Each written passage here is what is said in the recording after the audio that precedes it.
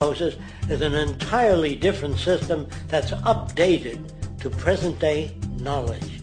We've never given scientists the problem of how do you design a society which would eliminate boring and monotonous jobs, that would eliminate accidents in transportation, that would enable people to have a high standard of living, that would eliminate poisons in our food, that would give us other sources of energy that are clean and efficient. We can do that out there.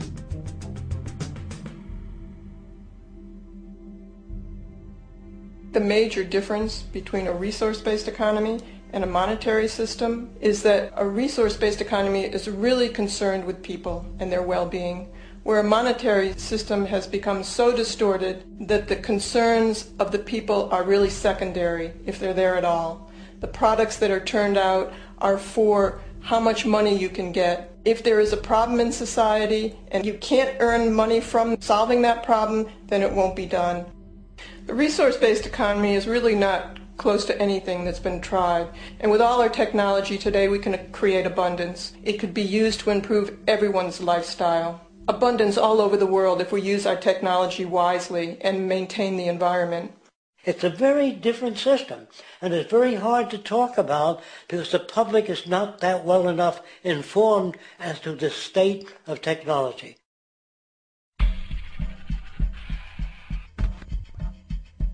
At present, we don't have to burn fossil fuels.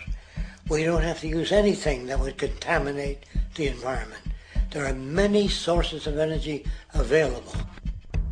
Alternative energy solutions pushed by the establishment, such as hydrogen, biomass, and even nuclear, are highly insufficient, dangerous, and exist only to perpetuate the profit structure that industry has created.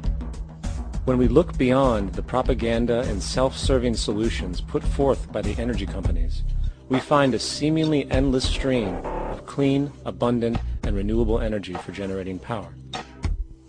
Solar and wind energy are well known to the public, but the true potential of these mediums remains unexpressed.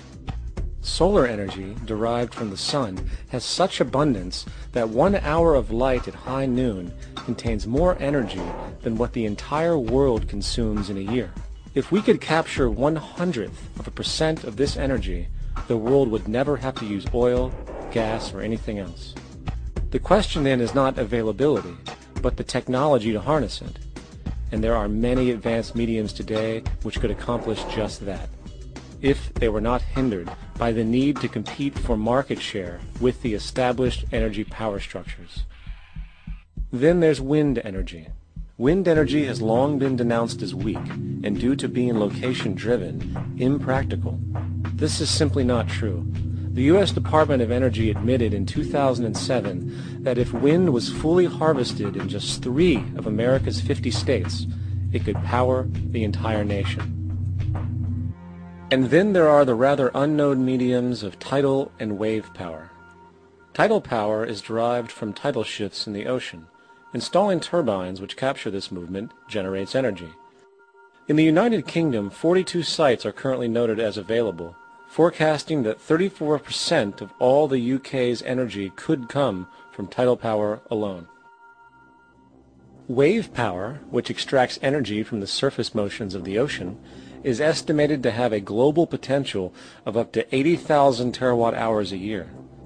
This means 50% of the entire planet's energy usage could be produced from this medium alone. Now, it is important to point out that tidal, wave, solar, and wind power requires virtually no preliminary energy to harness, unlike coal, oil, gas, biomass, hydrogen, and all the others. In combination, these 4 mediums alone, if efficiently harnessed through technology, could power the world forever. That being said, there happens to be another form of clean, renewable energy which trumps them all: geothermal power. Geothermal energy utilizes what is called heat mining, which, through a simple process using water, is able to generate massive amounts of clean energy. In 2006, an MIT report on geothermal energy found that 13,000 zettajoules of power are currently available in the Earth, with the possibility of 2,000 zettajoules being easily tappable with improved technology. The total energy consumption of all the countries on the planet is about half of a zettajoule a year. This means about 4,000 years of planetary power could be harnessed in this medium alone. And when we understand that the Earth's heat generation is constantly renewed, this energy is really limitless and could be used forever. These energy sources are only a few of the clean, renewable mediums available, and as time goes on, we will find more. The grand realization is that we have total energy abundance without the need for pollution, traditional conservation, or in fact, a price tag. And what about transportation? The prevailing means of transportation in our societies is by automobile and aircraft, both of which predominantly need fossil fuels to run. In the case of the automobile, the battery technology needed to power an electric car that can go over 100 miles an hour for over 200 miles on one charge exists, and has existed for many years. However, due to battery patents controlled by the oil industry, which limits their availability to maintain market share, coupled with political pressure from the energy industry, the accessibility and affordability of this technology is limited. There is absolutely no reason other than pure, corrupt profit interest that every single vehicle in the world cannot be electric and utterly clean, with zero need for gasoline. As far as airplanes, it is time we realize that this means of travel is inefficient, cumbersome, slow, and causes far too much pollution. This is a maglev train. It uses magnets for propulsion. It is fully suspended by a magnetic field and requires less than 2% of the energy used for plane travel. The train has no wheels, so nothing can wear out.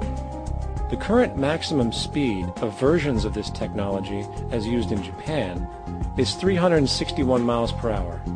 However, this version of the technology is very dated. An organization called ET3, which has connections with the Venus Project, has established a tube-based maglev that can travel up to 4,000 miles per hour in a motionless, frictionless tube, which can go over land or underwater. Imagine going from LA to New York for an extended lunch break, or from Washington, D.C. to Beijing, China in 2 hours. This is the future of continental and intercontinental travel, fast, clean, with only a fraction of the energy usage we use today for the same means. In fact, between maglev technology, advanced battery storage, and geothermal energy, there would be no reason to ever burn fossil fuels again. And we can do this now if we were not held back by the paralyzing profit structure. Now, America is inclined toward fascism. It has a propensity by its dominant philosophy and religion to uphold the fascist point of view. American industry is essentially a fascist institution. If you don't understand that, the minute you punch that time clock, you walk into a dictatorship. We're given notions about the respectability of work, and I really look at it as being paid slavery. They're brought up to believe that you shall earn your living by the sweat of your brow. That holds people back, freeing people from drudgery, repetitive jobs which make them ignorant. You rob them. In our society, that is a resource-based economy, machines free people. You see, we can't imagine that because we've never known that kind of world. If we look back at history, we see a very clear pattern of machine automation slowly replacing human labor. From the disappearance of the elevator man to the near full automation of an automobile production plant, the fact is, as technology grows, the need for humans in the workforce will continually be diminished. This creates a serious clash, which proves the falseness of the monetary-based labor system. For human employment is in direct competition with technological development. Therefore, given the fundamental priority of profit by industry, people through time will be continually laid off and replaced by machine. When industry takes on a machine, instead of shortening the workday, they downsize. You lose your job. So you have a right to fear machines.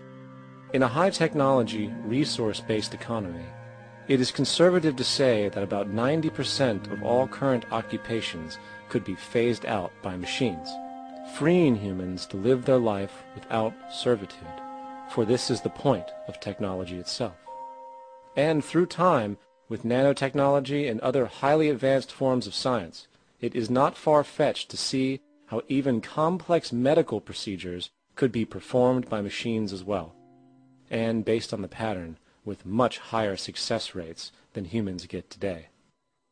The path is clear, but our monetary-based structure, which requires labor for income, blocks this progress, for humans need jobs in order to survive.